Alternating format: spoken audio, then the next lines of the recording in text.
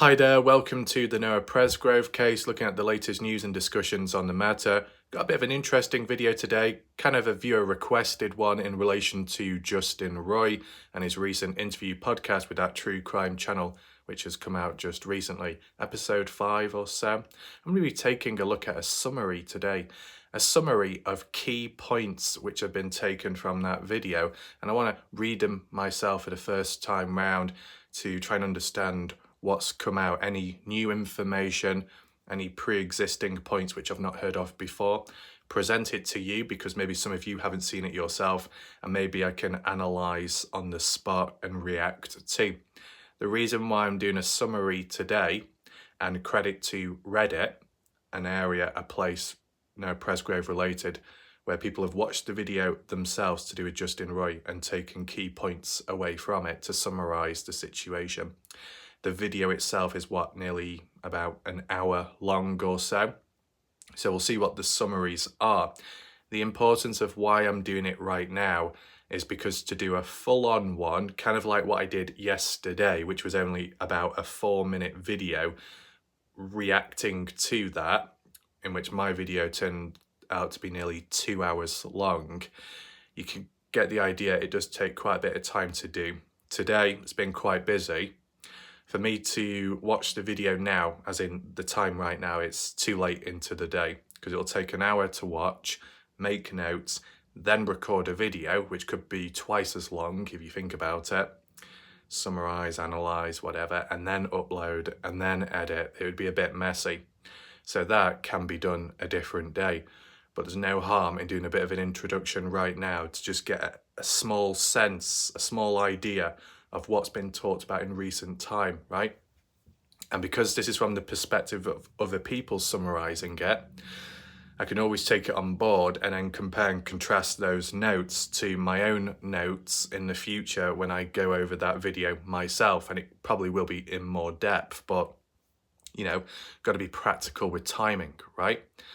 So there are still videos on the list that I need to get through, so I do need to prioritise them here and there too. So hopefully people understand.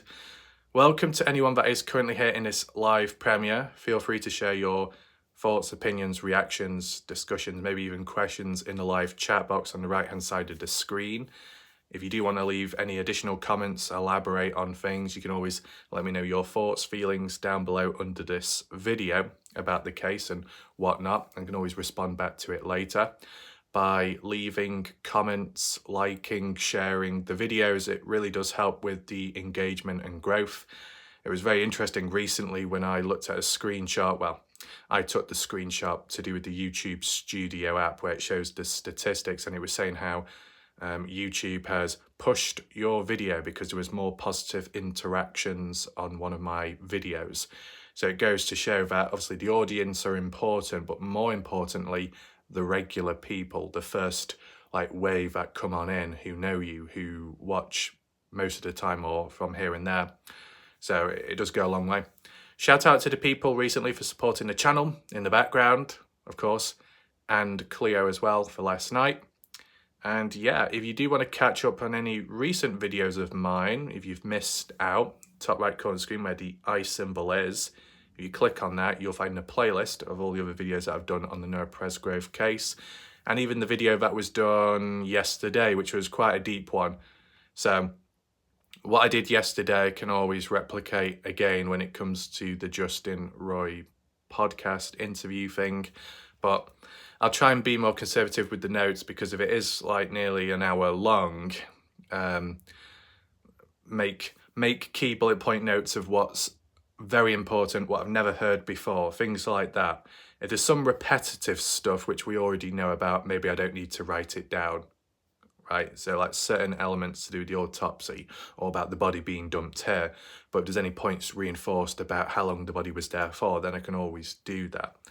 And yeah, I think without further ado, let's just get straight into this and see what was the summary of that podcast and what people think about it. Because on Reddit, I'll check the comments to reactions from people. Here we are, as you see just there, whole perspective. Credit to them for the post 2 days ago. Partners in True Crime, episode 5, and it was season 5 as well. Runtime, 1 hour, 4 minutes long. guest, Justin Roy, admin for Noah Presgrove's Army Facebook page. Justin discusses some of his thoughts on what happened to Noah. Then below that, no new information or updates. Well, that doesn't sound too promising, but to be honest, that's all that's been said through all these different podcasts, that no new information, no updates at the end. Sounds pretty boring, doesn't it? But there will be key information which may be brought up, which was talked about in the past, or maybe not mentioned before, but it happened in the past, and stuff that I haven't heard of, and it's important for me to listen into that because it might complete my perspective on the case, or I might see things in a different light. So yeah, it's important. The only other thing I remember about this episode is that someone was commenting on my channel recently and they said that Justin was saying how he had more things to talk about, but the podcast people were milking it and said, no, we'll leave that for another time, and kind of cut him off. I don't know what to think of that, to be honest, but I'm just going to read what's here, how it's been summarised. Of course, not every point may be mentioned here.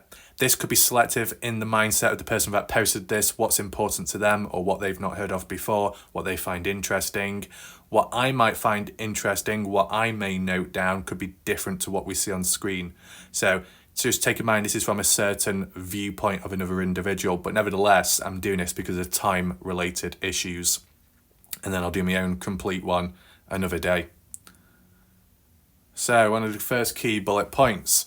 Justin Roy found out about Noah Presgrove's death from his son whilst they were camping on the Waurika side of Red River. He's known Noah Presgrove for some time. Noah helped his son with wrestling training. Okay, so my first question would be, and of course it's probably mentioned in the podcast and I can always go over it when I do have time, but my first initial question and reaction would be that Justin with his son camping on the Waurika side of Red River.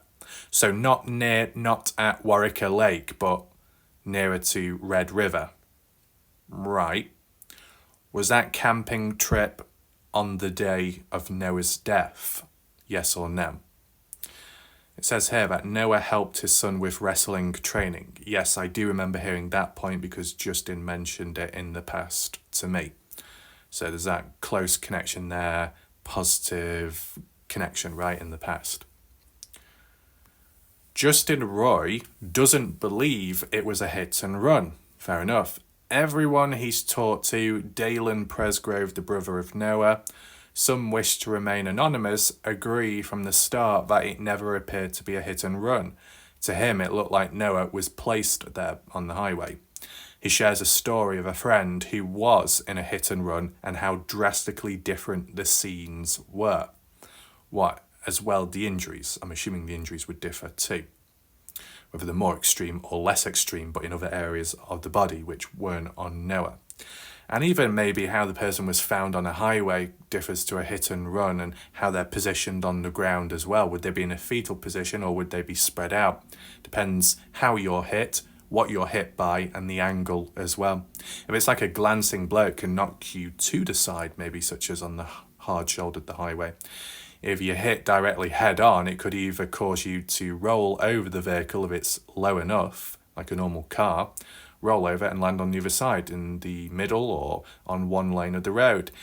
If you're hit head on and it's like a truck or a bus, something like that, it could send you flying backwards. So yeah, I understand. What else do we have?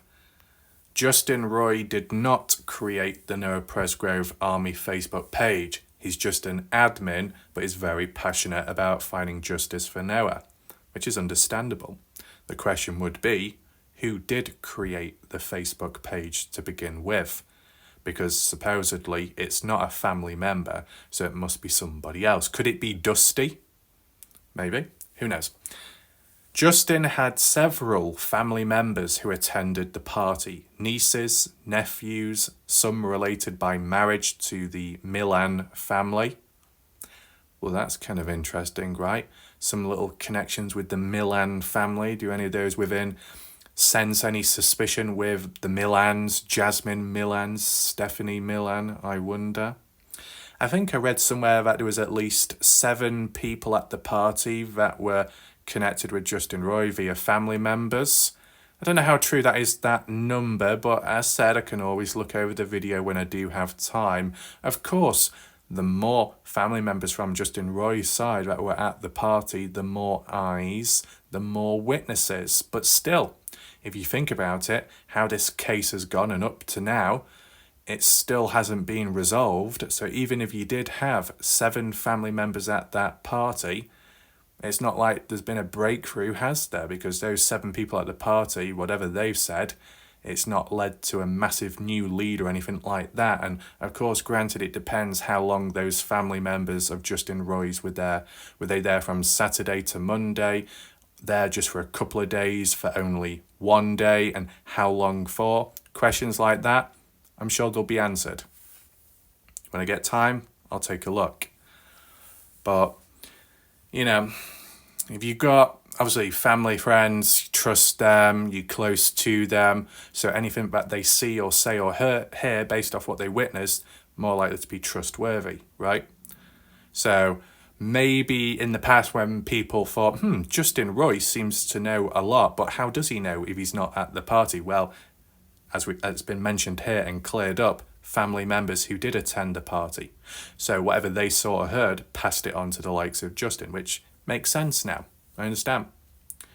And I'll look further into it. Allegedly, it was stated that there wasn't any traffic on the night of Noah's death. Also, allegedly, there are cameras at the party house that showed someone being picked up. You mean someone being picked up, but when asked if those cameras showed Noah walking off, they said the cameras didn't work. Is that Stevie Howard saying the cameras didn't work? Could it be that the cameras did work, but then the footage was deleted afterwards? Possibly. Because if phones with factory reset at the party, social media post, photos, media like that was deleted, the same can happen with cameras as well. Now, is it possible to restore that deleted footage from the CCTV cameras? I don't know. I guess it's different to mobile phones, where phones can store in the cloud and be posted online and archived by others. Unless cameras can have a cloud memory as well, I'm not too sure. But to be honest, me personally, I've never heard about it being that cameras were at the party house itself. I'm assuming the camera's on the outside of the property. When I did look at the property, couldn't see any cameras, but then again, was I looking for them at the time? No. Maybe I could take another look back at that footage in recent time, right? And check for any cameras outside. I saw, lights, and I thought they were maybe in motion. Well, no, I didn't say they were in motion because they were just remained on. Did I see any little dots, any doorbell cameras or anything like that? Not from what I'm aware of. I mean, quick question. Does that party house have doorbell cameras? Because they were quite pivotal, supposedly, and came up in discussion within the Idaho 4 case, opposite neighbours of the murder house. So there's that. You're saying that cameras at the party house, showed someone being picked up. Well, the question to that is, who was picked up and at what time? Was it before or after the death of Noah Presgrove? Does it have any appliance or link at all? But of course, if cameras were to show that, who mentioned it? Who heard about it? Who mentioned it in the first place, that cameras supposedly showed someone being picked up? Because if it was the same person later to say that the cameras didn't work, that would be a typical outcome, wouldn't it, within the case of people contradicting themselves based on that alone. But at least how I've heard it worded in the community, before this, this interview podcast came out with Justin, before, I heard people say that there were cameras, but it was the property closest towards the highway, which is not the party house. Unless there's multiple properties which have cameras, but that none of them work, that would be convenient, right, for the people at the party at the time. Now, in terms of the cameras themselves, whether they work or not, at any point when they did work, what's the quality of the camera like? Is what's it called? Infrared, heat, kind of like black and grey, black and white. Is the colour, is it night vision? I wonder. Because when I think of that Sebastian Rogers case, as we're showing camera footage from the house or a neighbour's house nearby, it was terrible quality. It was dark, it was black, there was no night vision. What's the point having a security camera if it doesn't work at night time to be able to distinctly see people or any intruders? Bit pointless. So what's the camera quality like within the party house? And was there any cameras at all on the inside of the property besides the out? And were there any cameras round the back of the property, or was it only at the front? They're my questions for now. What else do we have? Did I scroll down accidentally? I don't know, fuck it. Cameras. Right, some of the party kids have yet to be interviewed. God. Have they not been interviewed yet because there's so many to interview, or just because people are lazy? Is there a hierarchy as to who's interviewed first? Those that may be closer or know contacts or authorities better than others who just attended the party and kind of nobodies, right?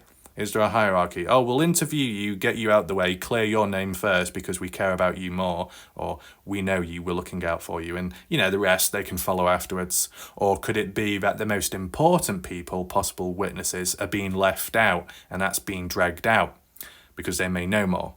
And if they were interviewed sooner, then the case would be solved sooner. But, my question would be, who are those party kids that haven't been interviewed yet?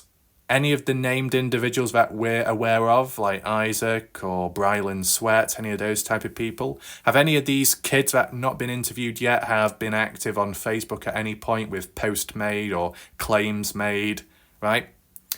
Questions. Allegedly, some kids that were at the police station factory reset their phones. At the police station?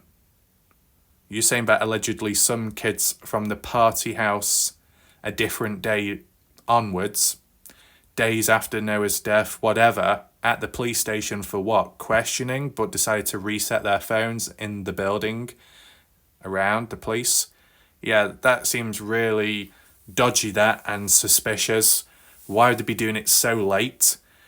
Some people factory reset their phone at the party, and maybe the odd one may have done after hearing the death of Noah. Why would others decide to reset their phones later on when they're in the presence of police, where if there was any activity monitored or any cameras or any police walking by, you could get caught out and it could be seen as suspicious, right? And as well, who were these supposed kids that did a factory reset of their phones? Anyone, any names that we've heard of before? Is there any link between these who are at the police station and those that haven't been interviewed yet? You would think probably not a link there, because if you're at a police station, you've got to be there for a reason, such as maybe giving a statement, witness statement, being apprehended and being questioned, things like that. What else? Justin Roy talked to Jack Newton on September 20th, 2023. He shares that Jack's stories have changed several times. He said Jack said he was asleep and then heard Noah was in a wreck, the ATV one, around midnight. I'm assuming midnight of Sunday, maybe? Then the time changed to 3 a.m. We've heard of 3 a.m. from other perspectives, where Caden Pressey said that's when he was about to go to sleep but witnessed Jack awake in the kitchen with Noah, which countered Jack's point about being asleep around 2 a.m. onwards. So there you go. Here it says Jack also told Roy he went to sleep at 1 a.m, then 2 a.m. There we go. We have heard that before. And then 3 a.m. Some other kids told Justin that Jack was never asleep, kind of like Caden Pressey, right, as we've seen ourselves. Jack Newton told Justin Roy he believes Noah got in the wreck, had a shower, got mad at Avery Combs, and left the house. And to be honest, to an extent, that's kind of like what we've heard before and the story what we've gone with.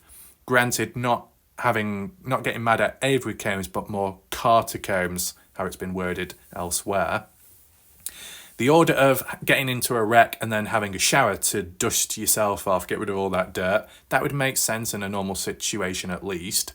Because you could get a bit dirty, you could feel a bit uncomfortable, you want to freshen up. It's kind of normal. The bit about getting mad at one of the girls, whether it be Avery Combs or more so Carter Combs, because it's supposedly to do with I wanted to sleep in one of the girls' beds. That was the mindset of Noah, supposedly. And because of it being rejected, that offer, that want, that need, kind of threw the toys out the pram, supposedly. But no mention here of Jack talking about getting into the argument with Noah about it. But, it has been mentioned elsewhere. It may have been minimised by the likes of Jack to divert attention elsewhere, or a bit of deflection to say, this what happened with me and Noah. Not that important, doesn't matter. Let's focus on something else. And it's like, hold on. Why are we brushing it aside? Why not look into it a bit deeper? And then Jack could be like, no, please don't. Oh, why? Why is that? Sometimes when people get a bit defensive in that sense, don't always have to be aggressive. It could be just passing on the conversation or topic to a different area. That's why you need to look back to the previous thing that was skipped by some of the party goers. What else do we have? Others have told Justin that Avery Combs wanted Noah to sleep with her since it was her B-day, birthday. He said no and other derogatory things to her. She got really mad and chased after him. That sounds a bit odd. Another version is after the shower, he wanted to sleep with her or in her bed and she said no. And I guess he got mad. And version number 3 is no shower ever occurred. I've not heard about that one, though, about no shower taking place, right? I mean, if Noah had a shower when he got back to his home, which was early Sunday morning after the party on Saturday, washing himself down, such as with those Sharpie marker pens and any other grease or sweat on him, he was probably less dirty then than he could have been based on that ATV accident the following day going into the night time. Not so much going into the following day, the evening of that day. In a way, Noah supposedly would have had 2 showers in one day. One early in the morning and the other one later on at night time. Okay? Do people have 2 washes a day? Yeah, some do. Others don't. Some may not even have a wash. But, you've had a wash, you're freshened up, but then later you get dirty again. You feel a bit uncomfortable. It's normal to have a wash to feel more clean. There's no harm in that. But there's been talks that Noah was escorted to the shower at the party house to have a wash because, being drunk, wasn't able to directly wash himself, maybe. What else do we have here? I mean, the bit about Avery Combs and Noah may have said derogatory things about her. In the community, how it was discussed, supposedly Noah called her fat or something. Now, at times that can be an observation, but other times you probably shouldn't be saying it out loud. You could think about it in your head, but saying it directly to their face may be considered kind of rude, depending on how you put it across and the tone. So, if Avery Combs was mad at Noah for whatever reason, would that have resulted and warranted the death of Noah? No, but in the eyes of the person that wanted some kind of revenge or to teach him a lesson, maybe they did snap in the moment. Am I saying that Avery Combs is responsible? No. Would she be capable, though? I don't think so. Physically. I don't think she'd be able to physically take it out on Noah to that extreme, unless Avery Combs may have reached out to someone else at the party and said, hey, look, this person said this and this about me, and it's not fair. And then others took it into their own hands and it went too far. Maybe, based on a fairy idea. It was said, though, in the past that Noah Presgrove was in a relationship with Avery Combs. Now, was Avery Combs in the past fat? Because if she was, why was Noah okay being with her then? Then, supposedly at the party, he didn't want to be around her or in an intimate way because supposedly he described her as fat. Was he thinking clear? Was it because he was drunk? Is it because he was drunk he was actually telling the truth? Who knows? There is some people in the community saying that Noah likes his girls big and chunky like a Kit Kat. Well, I don't know about the chocolate reference. I think I added that in just then on the spot, but you get the idea. Obviously, people will have their preferences here and there. One thing that seems to be the case is that Noah has been from person to person, like past the parcel from the looks of it. I mean, is there any common theme going on with possibly Noah being with fat people on the larger side? No, that's not what I'm saying, but, from the perspective of Noah at least. I mean, does it really mean anything at the end of the day? Does it really matter? Not really, no. But in terms of just understanding who he wants and who he goes after, they could be the direction of people you would question from their experience, their presence around Noah themselves at the party in the past. I mean, Jasmine Milan, we've seen the photos, we've seen the footage online where Noah was kissing Jasmine, where Jasmine had a tattoo of Noah. Date was not given. Some people are assuming it's after Noah's death to honour and remember him. Who knows? But that closeness, intimate behaviour at some point in the past, kissing on the lips, maybe tongue, I don't know exactly. But do friends do that normally? Not really. Do you do it as a dare? Maybe, but it depends how long the kiss is and how involved they are within it. If it's casual or more than that. Obviously, the clip what we saw was kind of short, and to be honest, it's probably a good thing because who would want to watch like a 10-minute clip of them?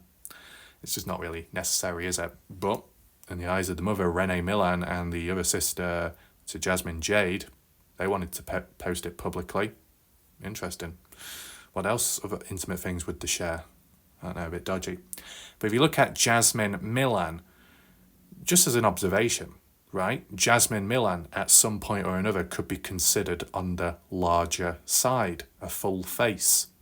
I mean, I could go into detail describing it, but then that would come off as rude and it'll probably trigger people in the background, right? But yeah, on the larger side. So Noah was with her then. And then supposedly Avery Combs, who's slightly on the larger side as well. So would you say there's a pattern there? Maybe, maybe not. But just wanted to bring that up. Justin shares that Noah went home late Saturday night, early Sunday morning and took a shower. Most of the writing markings came off, but you still see, faint writing on his stomach, on his back shoulder. When he was found, it was all gone. Okay, fair enough. That kind of clears that up. But the bit about saying how Justin shares that Noah went home late Saturday night. Is that based off what those family members of Justin who were at the party relayed onto Justin? That would make sense. I'm assuming that's how Justin knows exactly when Noah left. Now, we have heard about this mentioned before. Was it on Facebook or elsewhere? Probably Facebook, about arriving back at his home Sunday morning. So there's consistency there, which is good to see. Taking a shower as well. Most of the writing and markings coming off. That's good to see as well. The bit about faint writing on stomach and shoulder, what we saw in that footage of Sunday night of Noah confronting Brylan Sweat as we're messing about and asking Brylan to be slapping Noah, if you remember. Yes, there was that mark on the shoulder, which did look a bit odd, the shape of it. A couple of people already on my channel were saying it was a signature, it was a marker pen. And from what Justin says here himself, with his knowledge, it links together. Is that good to know? Well, it at least clears up some questions and points, right? Because at the time when I saw the mark, I was thinking, does that link to the ATV accident? One thing that hasn't been answered yet is the fact that Noah Presgrove had some dirt on his black shorts. What caused that? ATV accident, incident or not, before or after? I'm wondering. How it's mentioned where it says, when Noah's body was found along the highway, the rest of those markers, pens on his shoulder, on his stomach, were all gone by then. Oh, does that mean that the friends purposely scrubbed the remainder text off? I mean, you could argue that. Did they do it intentionally, directly to get rid of that trace and that trace? I don't know, because at the end of the day, it depends what condition Noah was in at the party when he supposedly was having a shower. It's been worded that people not paraded him, but guided him to the shower. Did they directly manually wash him or just assist him to an extent? Was Noah completely out of it to the point where he couldn't even wash himself? Because if that was the case, what makes you think he's in the right frame of mind or fitness to be walking down a highway in the dark? If people are quick enough to deny Noah of a lift back home and they see the state he's in before or after that request, going to the shower, shouldn't people have thought, you know what, you can sleep in the bedroom or you can sleep here because you're a complete mess, Noah. Okay, we can't give you a lift home for whatever reason, but you can stay here at least. And if Noah was granted that, would he have stayed at the house or not? I wonder. But if there was already a pre-existing problem or an issue bubbling away, maybe it wouldn't have made a difference and Noah would have left anyway to get away from that issue. Who knows? But, you know, if it's said that when Noah had a shower on the Sunday morning when he got back home and most of the marking faded away, clearly shows that those Sharpie pens aren't exactly high quality. If a bit of washing and scrubbing to whatever extent was able to get rid of most of it. And then supposedly another wash later on, another scrub, depending if Noah did it himself or other people assisted in washing him down, was enough to finally get rid of it all completely. Doesn't mean to say that the partygoers directly scrubbed those markings off Noah's body specifically to erase evidence. Don't mean to say that, right? Got to be realistic. Because Noah already made an attempt to get rid of most of the markings in the first place. The second stage, which was that second shower, would have been like to finalise and finish it off, but not directly for that reason of getting rid of evidence. And as well, even if you did have markings and writing on Noah's body when he was alive, and even the party footage shows the timestamp, the date, let's just put it that way, of the people writing on his body, there wouldn't be a need to get rid or scrub it down purposely, because even if the body was found at a later point and the people that wrote on his body when he was alive have no link to the death of Noah, then there'd be no need to worry about getting rid of it or thinking, is it there, is it not, do we need to scrub the body? You get what I'm saying? I think when you do hear the reference of, oh, friends or partygoers helped wash Noah down, and then later Noah's body was found dead on the highway, you could think, oh, well, he's been cleaned down of evidence, one thing linking with another.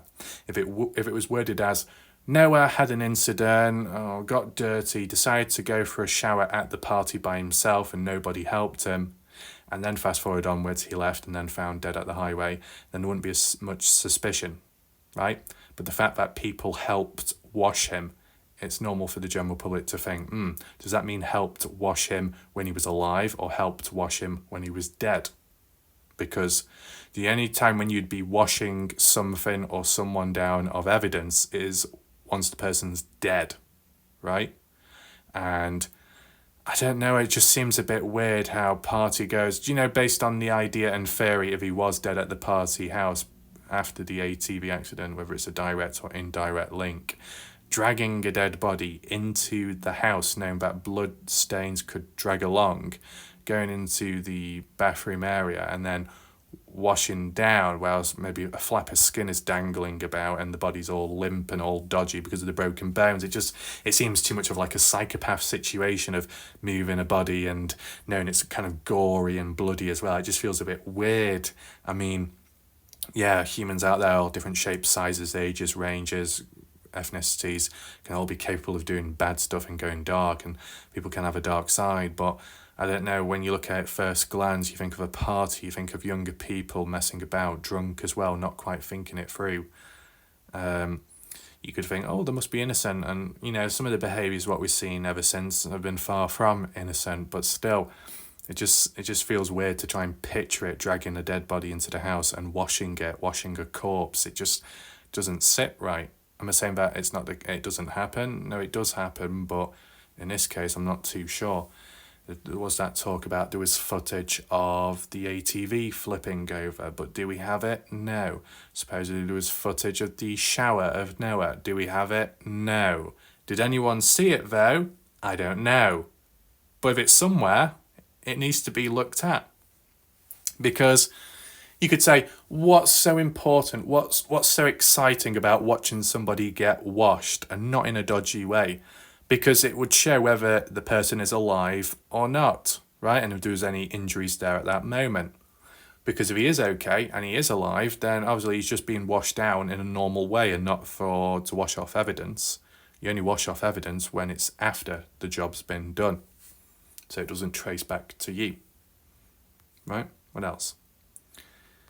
The army page was created for people to be more open, discuss their theories. Of course, yes, I've heard that. They did make it private because certain people created fake profiles, began to push certain narratives, Stevie Howard and some others, whilst others started harassing people and making threats in their inboxes. Yep. TH, also known as Tyler Hardy, believed he was the first to discover Noah on the highway and call 911. Whilst he was there, the semi-truck driver was turning around, heading back to where he spotted Noah on the highway, also calling 911. Justin Roy states Noah's black shorts were removed, but cannot elaborate on how he knows. Well, we've kind of explained that already in the previous video. So even though Justin Roy can't elaborate on how he knows, this is all to do with that secret recorded video after 5:15 in the morning, after Caden Pressey was ordered to leave the area of the highway by whoever, you'd think authorities, right, for Caden to listen and obey. Hidden recorded footage of a group of people present, supposedly Bub Wilcoxon, volunteer firefighter, and maybe some other people too, at least 4 humans present in shot, and one of which is tampering with the body, removing the black shorts and then folding white shorts nearby. Very dodgy, right? Were those the same authority that attended the scene afterwards when Tyler Hardy reported it in? I don't know exactly, but it seems like more of a off-duty side favour request. Hey, you know us, we're from the party, this has happened, or maybe we're responsible, or we found the body, what do we do? Could you come down here and take a look yourself, please? It could be something like that, right? And if there is a connection, emotionally or physical or family, blood related, it's like, okay, yeah, bit of a messy situation. Don't worry, I've got this. I'll take over from here. You get back, you stay away. I'll adjust the shorts and move things about. And in terms of what one person was saying on my channel, what was it, liver mortars and how the blood was or how it sat on the body.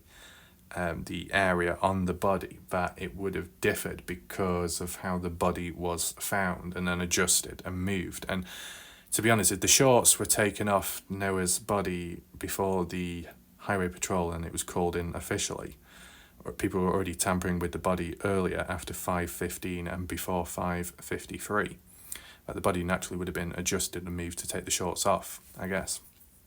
What else do we have?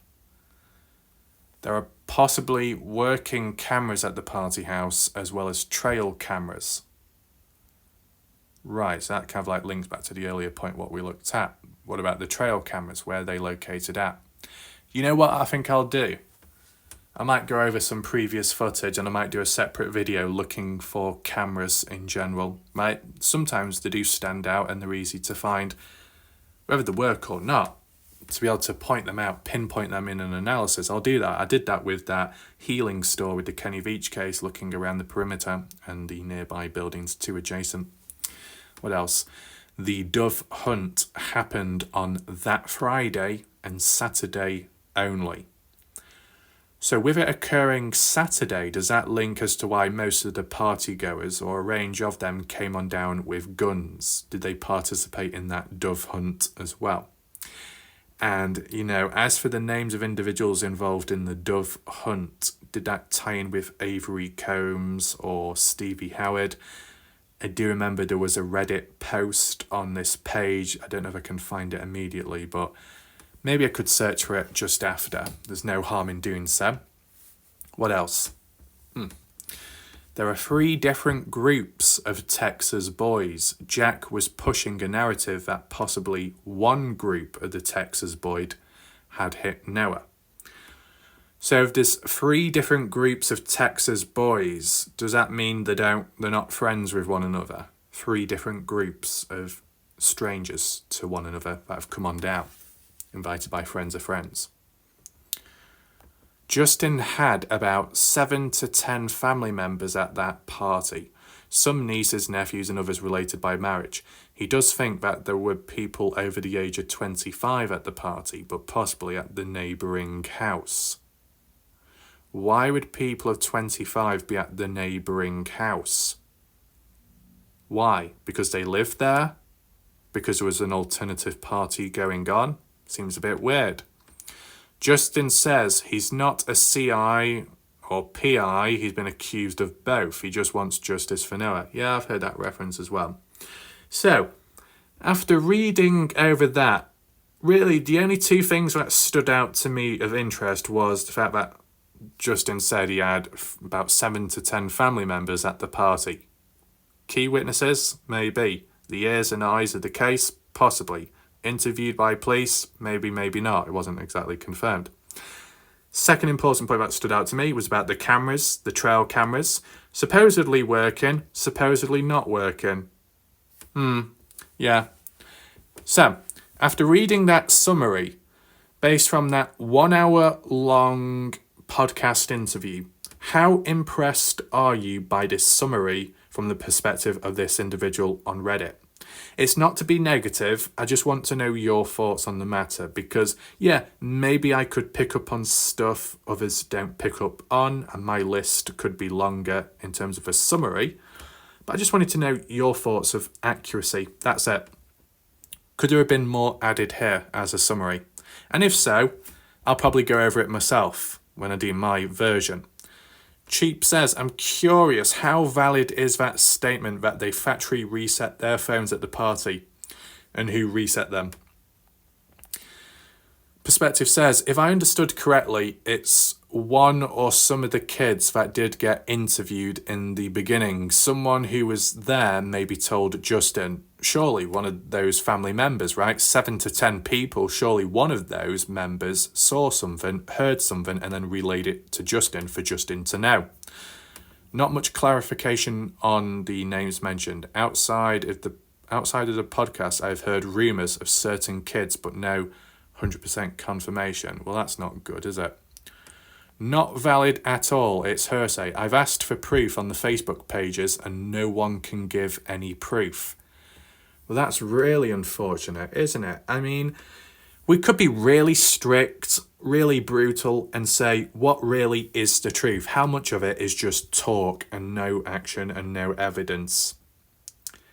I don't want to be too brutal right now, right? Because I've still got things to learn about the case and catch up on. But, is this like a Dylan Rounds situation where there's just a lot of talk and not enough proof to back it up with?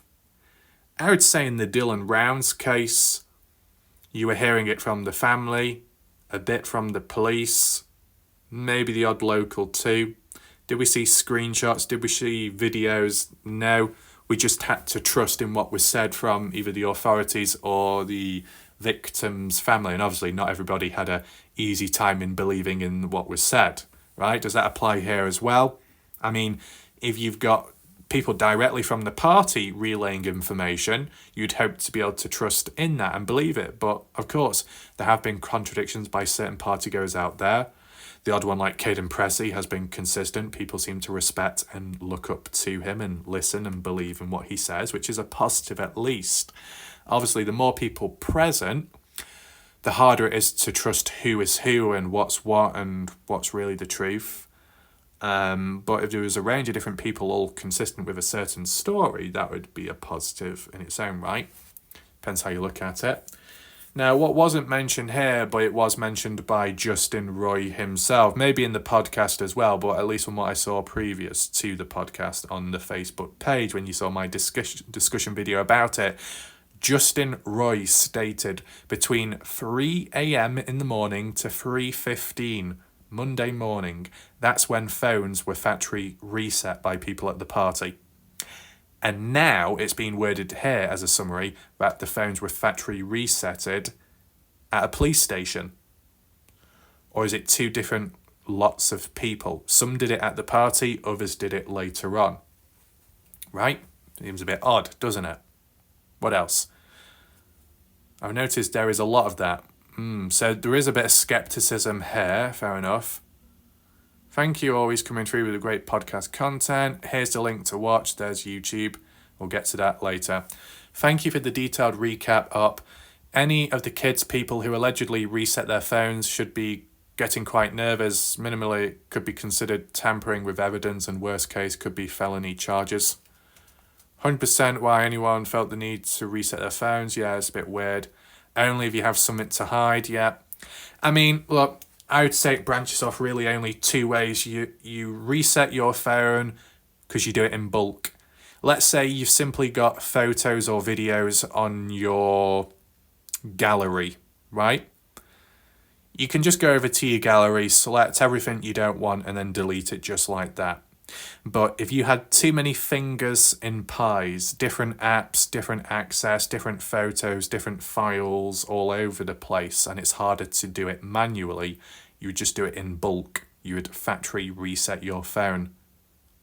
But does factory resetting your phone ties in with the social media data, which has already been publicly posted online? No. Normally, to what I'm aware of, when you factory reset your phone, you will lose everything and the data on it. But if you're on another device, if you're on the computer and have Twitter, Facebook, your profile doesn't get deleted, your posts don't get deleted. In order to delete material which you may have posted on social media, you'd have to go into the app on your device or on a different device, on computer, laptop, click on profile, and then delete the post manually. And if that took too long to do, you would just simply deactivate your social media account. By factory resetting your phone, you lose all the data, the photos, the media, music on your phone, and you will lose the apps as well, which you have installed on your phone. But factory resetting will not delete or deactivate your social media accounts and all the posts that correlate to them. You have to do that separately by directly going onto a specific social media platform on whatever device, signing in, deactivating the account and deleting all the remnants. So really, you don't need to factory reset your phone for most part of it. It doesn't take that long to delete text messages, conversations, call logs. It doesn't take that long to delete photos and videos. For people to sacrifice possible memories, memories from the past, good times, photos, collages, video game apps on your device, whatever it might be, desperate to sacrifice losing all of that just for a couple of dodgy photos or videos or suspicious text messages, why'd you throw it all away when you can manually delete specific items bit by bit and it wouldn't even take that long? Maybe people were too paranoid at the time thinking, nope, I must reset my phone and delete all remnants possible so no one can find them, even if it means losing other stuff which is close to me, memories from the past, photos of loved ones. Who knows? We'll get rid of it anyway because the other stuff is more important to cleanse. I need to cleanse it all because I don't want to be linked back at all. That's what it seems like, a form of desperation. Now, besides that, what are two reasons as to why somebody would delete content material or go all out and deactivate it completely? Well, they've got something to hide. That could be the umbrella term. But hide what? Either A, their involvement, indirect or direct, in the death of Noah Presgrove, seeing, witnessing, hearing, or actively participating in the death of Noah, and they needed to cleanse all of that. Or B, other activities which could get them in trouble with the police. Drinking underage, drinking in the presence of firearms, things like that, breaking those social host law rules. So it could be, either way, it could be something to do with erasing criminal acts, which incriminates them, the partygoers. Was it directly linked to Noah? Not entirely. Not exactly. Don't mean to say that. What else? Exactly. So what happened that they felt the need to hide it instead of calling 911 and telling the truth? That is a bit weird, but in defense, right, you could say, well, any, if not all the partygoers at any point, they've been told about the death of Noah Presgrove by the likes of Jack. And whilst we can single out Jack and say he knew about it first, supposedly, in terms of how he told everybody about it at 5:15, we said, well, okay, Jack was out then before 5:15, and what, since, when did it start? 3 in the morning, 3:30 onwards, 3:40, 3:50, 4 in the morning. At what point did Jack leave that party house to go down to the highway? Which is a question itself, to then be to notice that Noah's body's there, even though it could be anything or anyone. The question as to why he would stop and get out, and then how long he remained there for, that's another question. And then the final question would be, at no point did he think, oh, I need to call the police, I need to call authorities. Jack did not do that. That seems incompetent, unless he did, but not officially. And then that's what links to when Jack got back to the house, informed Caden Pressey and others. So that when Caden Pressey and a group of guys went on down to the highway, and when Caden Pressey was ordered to leave the highway 2 to 5 minutes after getting down there, that's because there was some form of authoritative figure present. Not exactly officially, not on call, maybe off duty. For Caden to follow orders, it must be from some kind of authoritative figure, right? It would make sense. And there's already an authoritative figure there, then somebody did make the call in about Noah's body. That could have been Jack. Jack, who supposedly came across the body first on the highway and then announced it at 5:15. In between, let's say 4 in the morning to 5:15, Jack did reach out to somebody. Bub Wilcoxon, who knows? Another police guy, who knows? Clothed individuals not on duty, maybe. Right?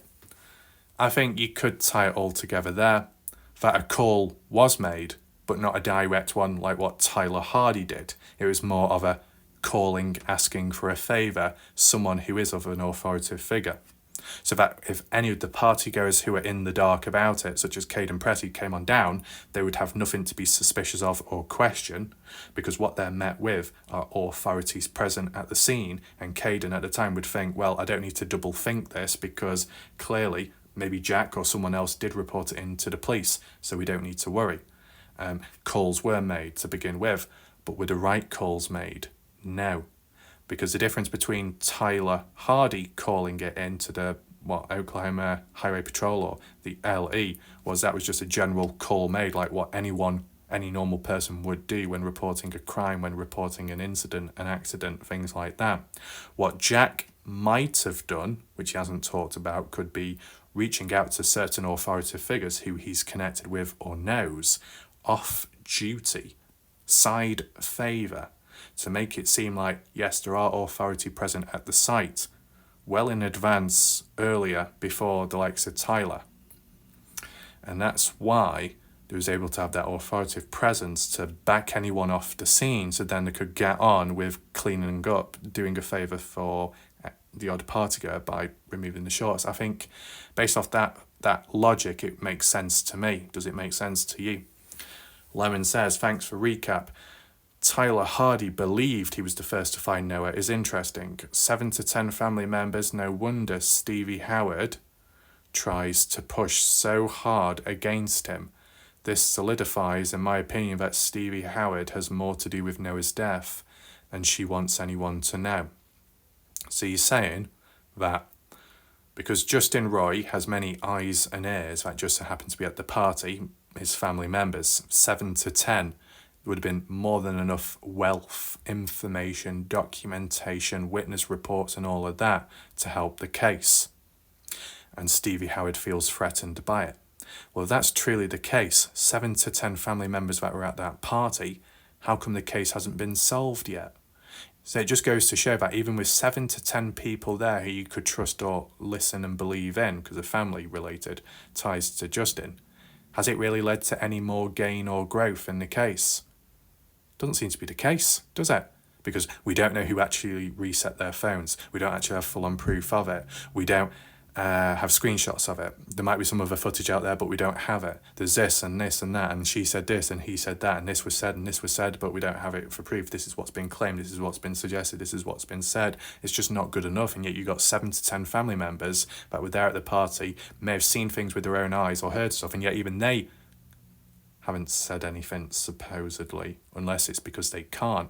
But the fact that this case is still ongoing and things are left in the dark and not much progress has been made, it just goes to show that even when you do have key witnesses present and a big bunch of them, it's still not good enough. It still doesn't solve enough. Do you get what I'm saying? I'm not trying to be rude. I'm just being realistic, right? What next? Oh, there's 100 CCTV cameras all inside of the building, yet not one camera picked up anything of suspicion. Well, that's disappointing. It's kind of along that route, in my opinion. TW, laughing my ass off. Love it. Same, Stevie Howard pushing so hard for people to believe what she wants. But it's not just what Stevie Howard wants. Other claims by other people and what they want. Cross connections in between, maybe. Ornery, I nearly read that as ovary. Oops. I have big doubts about the geofence ever being done. What is a geofence? Felt the same way about the polygraph. Just because he said he took one doesn't mean he did. But that's the thing. Noah Presgrove's aunt, Robin, confirmed that Jack did a polygraph test and he did pass. But supposedly, the odd person that has referenced that on Reddit or elsewhere has been silenced or dismissed. What's the big issue? Right? If a family member of Noah Presgrove confirms it, is that not good enough? Right? And even if it was 100% true, I mean, it's not a big deal because at the end of the day, people say that the polygraph thing isn't always ideal or realistic enough. And supposedly, if you keep calm enough, you can lie and you can pass still. So it's just not strong enough, is it? What else do we have? LE hasn't even interviewed all the partygoers because they never intended for this to be solved. So drag it out as long as possible, maybe. Also, if videos exist, why aren't said videos available like the other ones? Yeah. Or said videos of graphic nature, like the rumour of his body being moved along the highway, or is that just a rumour? Again, you never know. Family stated the polygraph happened and he passed. Also, the geofence, do you not believe the family too? There we go. So it's being brought up again. I believe the geofence was done. They just can't share all the details of what Ellie are telling them, nor do I think Ellie is telling them everything. I think since they initially thought this was a hit and run, they were very lax in their investigation and that causing so many issues now. I do think certain videos exist and we've only seen a few by accident. Then family or Ellie choosing to share with the public. Maybe not. But in terms of the ATV, if that's been recorded, but we've not seen it yet, why can't they show that? Because it's graphic, but I thought they said there was no injuries and there was no damage, so it would have just been an incident, not an accident, no gore, no issues, not linked with the death, so why would they need to hide that, unless there is a link? As for the shower footage, did that follow shortly afterwards? Is that because that was graphic? Is it because the person was unclothed and you can't be showing that? But you could probably blur it there at least, unless there's something suspicious about that. Or just those footage and videos just don't exist at all. You can't help but be doubtful because if it's not shared, it's a bit of a problem. Or it's just hard to believe. Genuine says, Justin Roy is living out his 15 minutes of fame. He likes to say so much but can't prove it. So I've seen. So who is this person?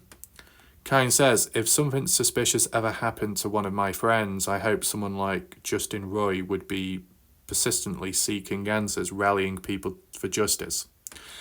I kind of pieced together what you said here. What has he said that can't be proven? Very little details have been released in this case, and 95% of what has been discussed is pure speculation by all parties. Yes, lots of speculation is going on. A lot of this stuff is such BS. I followed true crime for years, never seen something like this.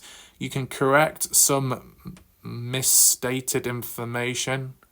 Doesn't matter, 10 others repeat it and it ends up a fact.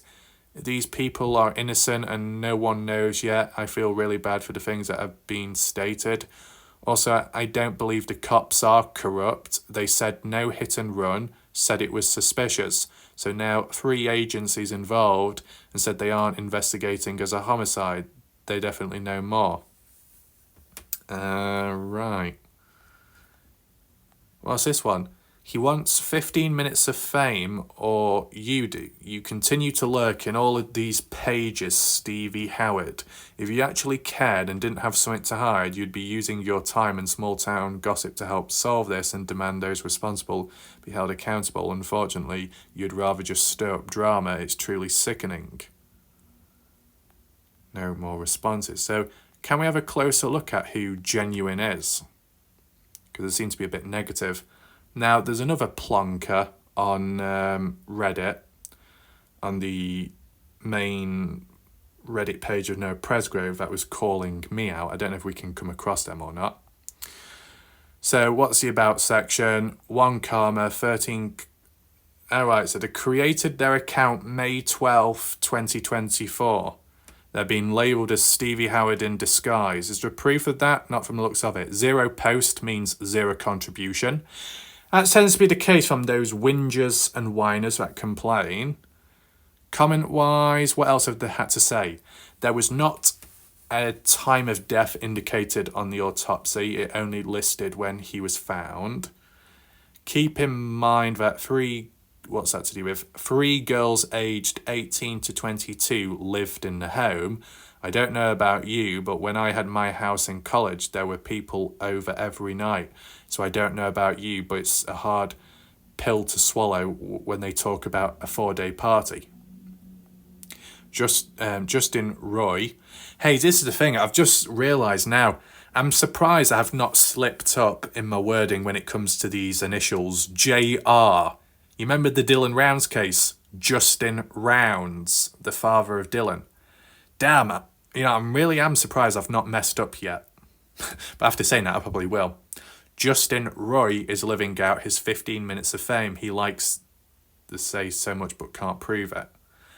I mean, even if there was a bit of truth to that, why is this Genuine directly attacking Justin Roy? Because there'll be many people online that may say a lot but can't back it up. But, it's a place for discussions at least. And if people don't have access to all the evidence because they don't have the power to, you can't blame them, right? And as long as specific language is used, you can't blame him. By saying that Justin Roy is getting his 15 minutes of fame, whilst that is a saying in life, it's an invalid one because Justin Roy has not been doing it for 15 minutes. He's been doing it for months on end. There's a difference, right? To do it for so long and to be consistent, to go over the BS, to go round and round in circles in hopes of finding answers and trying to get progress and keep the case alive and spread awareness, that does take time, energy, and stamina. Okay, if you were just simply messing about and you wanted a little bit of fame, you wouldn't be that dedicated or remain that long. People who typically do their 15 minutes of fame or 30 seconds of fame, whatever you want to call it, they come and go. Justin Roy hasn't done that, so I don't think that applies to him. What else has this person said? The times listed on the autopsy is in 24-hour format. My comment was in addition to an agreement with your initial comment. My apologies if it seemed different. So they're not all negative, this person's comments, right? There are a few people that make these allegations and they cannot produce a single bit of proof. So removed comment, removed. I do not believe that his friends hurt him. From everything I've read, everyone loved him. He was the life of the party, yet he was daring. Oh, okay. But 7 people seem to agree with what Noah said. Not with Noah said, with what Genuine said in the Noah one. Forensic interpretation of the autopsy report. Oh yeah, that former forensic anthropologist in which he gave his statement, opinion of the cause of death. But the Reddit page allowed that. But that Reddit page allowed a transcript of supposedly misinformation from the Daily Mail article. But the moment I decided to do a post myself about the Daily Mail article, which has been allowed before by sharing a link, I was told off and I said I should do better. Fuck that shit. That's two-faced and hypocritical. One-sided, BS. What else do we have? Autopsy was performed at 1 p.m. the following day after he was found. From what I've read, his body wasn't removed from the highway until that afternoon. Yeah. After he was found, it was extremely hot that day and had been for several days prior. Yeah, fair point mentioned. So Genuine, I don't think Genuine is Stevie Howard. See, this is the thing. People become so heightened in their, whether it be emotions or mindsets, where they start thinking everything is a conspiracy, they can't trust anything. Some may hyperventilate, others might get very jumpy, and the slightest of resistance or the slightest of disagreement, people then instantly think, oh my God, that's Stevie Howard. Oh my God, that's Jack Newton. That's Caleb Newton in drag. Oh my God, that person's in a dress. That person's got a wig on. And it's like, calm down, calm down. You can come across knobheads online. Doesn't mean to say they're always going to be those within the case. Unless you notice a pattern over time, then you could consider it, right? It was Labour Day as well. I think saying that a young girl reposted JBM because it looks like Noah Presgrove is crazy. My spouse reposts JBM. I would not think much about it. Oh, yeah. Repost she posted. They delete any kind of discussion theory that doesn't match their own. Which one's that to do with? Avery Combs, Cards Combs are native, and so is BW, whoever that is. His mum said in the army group that she picked the cousin up at 3:15 in the morning. Right, well, I married someone before that was an asshole, but that doesn't make me one. What? I just wanted to go over this so you can see certain comments which you may have not seen before. Wilcox and Sue, they always have had money. No, I was not, but my cousin was one of the first responders there. Oh, hang on. So who is this Genuine then? Genuine says that they have a cousin that was one of the first responders to do with Noah Presgrove. So who is Genuine? Who are they really? Very interesting. So this person is indirectly tied in with the case from the looks of it. To be fair, Noah Presgrove's family has been calling Avery Combs and Carter Combs names. The group is nothing but a witch hunt of anyone at the party and bizarre magic bullet theories. Oh, here we go. Noah Presgrove passing was tragic, but he was 19-year-old, drunk at a party and walked off. Do we have full-on proof that he walked off? No. We don't have full-on proof that he walked off. He may have walked off to a certain point, but how far did he get? He was an athlete, and from what I gather, he did what he wanted to do. He was silly and probably strong-willed. I don't get the impression that he was easily influenced. I don't know if you have ever had to deal with a drunk man or a drunk teenage male, but I have. Most are not pleasant. And that was downvoted. So this person doesn't really like the Justice for Noah official Facebook page from the looks of it. No 900-pound hogs in Oklahoma, most are 90 to 200. Over 200 is pretty decent size, right? Removed.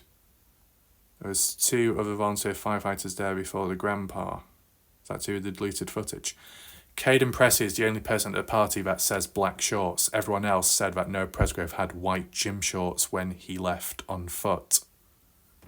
I've not heard that before. I've only heard Caden Pressey refer to the black shorts when Caden Pressey saw Noah's body on the highway. Right. So has Jack and every other kid the police have pulled in? Jack is the only one to take a polygraph, and that was downvoted. Carter Combs said the 5:15 thing was not right, yet Caden Pressey said it was. Well, that's great. He was not the first person on the scene. He's the first responder or whatever. They're called volunteer firefighters, but there were 2 other men from the VFD that were there before him. So that's it for Genuine. You see the comment history there in case you wanted to do a bit of research into that person. They seem to be somewhat tied. They've got a cousin that was the first responder at the scene of Noah Presgrove, supposedly. Let me get out of this and get to the main page, if it will allow me. If I type in hog, not big, we're not talking about big people, we're talking about hogs. Will that allow me? If you search for a keyword, you can find it. Boom, boom, boom in the room. There we go. We got it right there. That's what I wanted, and that's what I got. Did we know Avery Combs, also known as AH, hosted a dove hunt for the same weekend? Look at the photo there. I'll try and zoom in if possible. River Border Outfitters LLC is hosting the first annual Comanche Lodge Dove Hunt. Come to celebrate our opening event. All proceedings will be donated to the Comanche Lodge. No alcohol. Must clean up after yourself. Ha! That's a complete stark contrast to that party, right? For a full day, $75. For half a day, $40. 17, the age and under, must be accompanied by their legal guardians. But obviously, when if you had that house party, you could be whatever age you want and drink whatever you want. All hunters must sign waivers. The day occurred September the 1st to the 2nd. So Friday to Saturday, as what we heard in that Justin Roy summary podcast. Convenient and interesting timing. So from the 1st to the 2nd, did that tie in with those firearms being found at the party house? Did any of the party goers earlier on in the day or the day before go on that hog hunt and then head on over to the party afterwards and took their guns with them from the way back of the party, from the way back of the hog?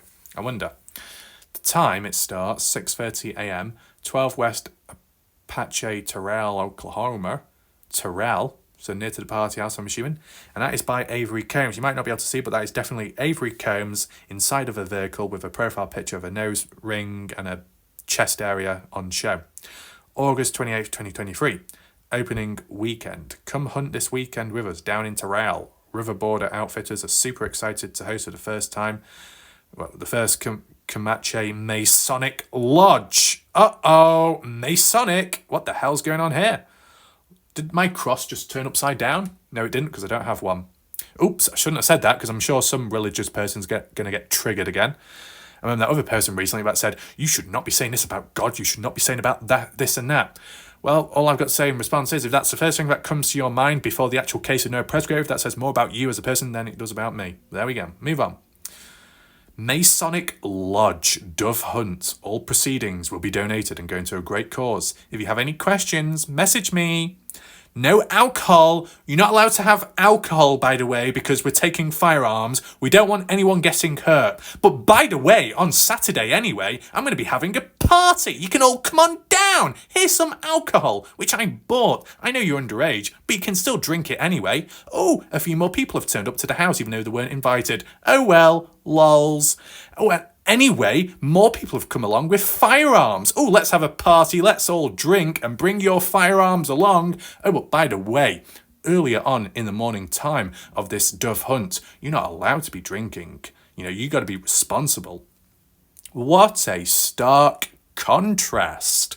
Now, of course, the reason why it will differ is one is a casual party. The other one is a much more formal, serious situation of older individuals, and if anything went wrong there'd be some severe questioning and further repercussions. But when you're at a party where you can let your hair down and you can get away with things, you can be as reckless as you want, supposedly.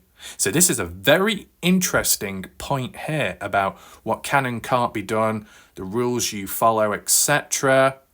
And it's hosted by Avery Combs, or at least to do with it in some way. How interesting. Response-wise, this could explain why there were so many people in and out of the weekend at the party. Some people there might have invited after they did the hunt and maybe took the guns with them. Keep in mind that at the end of the road is the Texas border, 250 yards west of the party house. The sand plant northwest is Henrietta, Texas. What's that photo to do with where the hunt took place? This was organised by BW and Avery Combs shared it. BW and NW used this location as their personal address. But nevertheless, for Avery Combs to share the post, she must have some kind of consensus and in agreement with the rules behind that event. By sharing it, you're in agreement with it. If you had any problems with it, such as, oh my God, that person does not allow alcohol at a shooting, well, I'm not going to support it. I'm not going to repost or share it because I like alcohol. That's not the case. So they complied with the rules. They complied with, I'll repost and I'll reshare it to others so more people hear about it. So it's like you're okay with that event. You understand the rules, you're fine with it, you've got no issues. You may not play a direct role within the event, you may not even attend it, but you're happy in reposting it and the rules. But your rules differ to their rules because at your party you decide to distribute alcohol and give it to underage people, from what Caden Precious said when he witnessed it at that store when Avery Combs supposedly bought the alcohol. It's not a good look, is it? No. ETA, I guess BW, Bub Wilcoxon, does own the town if he owns the city. Yeah, okay. Can't believe they used this address as their home address. Bub Wilcoxon and NW live at a rundown city hall. Give me a break. Smells like tax evasion. Address is super suspicious, or as other people say, it's super sus. Isn't that right, Maria? So sus. Right. The heck you hunting? I know this was a big topic of discussion between the people that run the actual Army Facebook page and JJ. When I saw it, I was like, holy shit. I don't have anything even close to a theory about what happened the night before. I've only been able to piece together things. Kids are just in the middle of being used as some type of leverage. Dalen stated that if Oklahoma Highway Police hadn't shown up, it would have been swept under the rug because every official on scene had already made up their mind that it was a hit and run. Not to mention Noah Presgrove's sister was about to have a full-blown panic attack just at the thought of sharing her feelings about how the investigation was run. Grandfather literally owns the town. Noah Presgrove's family mind their business. They're involved in sports, but they stay out of the local politics. What else? Bub Wilcox and crew, and it sickens me. Okay. Creepy. I don't know much about the Freemasons, but what I do know is it's not good. Bub Wilcoxon and his father are Freemasons. All those men are over. Oh. Alcohol typo. It's good to be aware that there was a big event the 2 days prior to Noah Presgrove's death. Curious, do they actually hunt doves? Dove hunting is a thing. Right, there we go. So we'll just leave it like that. You get the idea. So I'm quite pleased with how this video turned out, and as well being able to link back to that dove hunt event, because I did see it previously in the past, but I didn't make a video. I was able now, and it linked to what we were talking about today. But be sure to let me know in the comment section, were you satisfied by that summary from Reddit, which was to do with that podcast of Justin Roy and what he had to say about what he knows and the, any other additional details? If there were any issues, or if you felt like there was a lot of valuable information missed out, just let me know down below in the comments. You don't have to explain it all, but just let me know, was it a good summary or a bad summary? Because then I know, priority, whether it's really needed right now or it can be done at a later time, to look over the video. And of course, it's important for oneself to look at it themselves, to take it in instead of just a side summary. But taking in mind that I do have some video projects which could be equally as important, and I do need to catch up on other topics and themes in the case.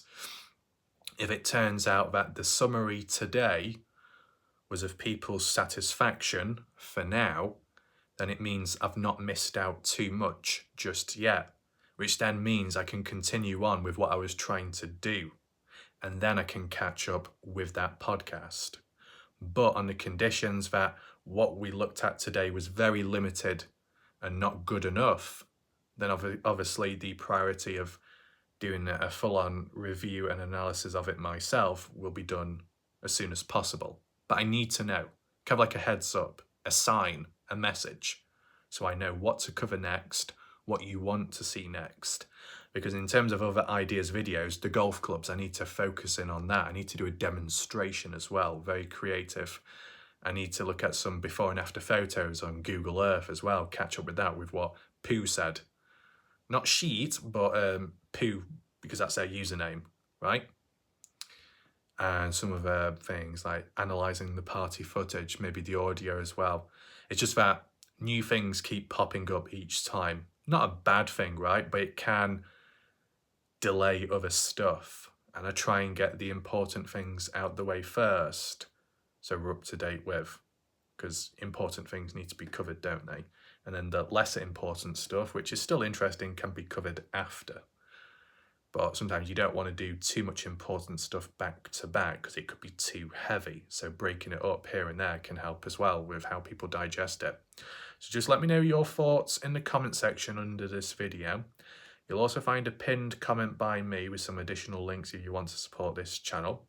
Appreciate people's patience and those that did watch this video. I'll try and consider how I title this video, considering it's not a full analysis. Could call it a summary analysis. I think that's fair to say. And as well, to talk about the dove hunt as well.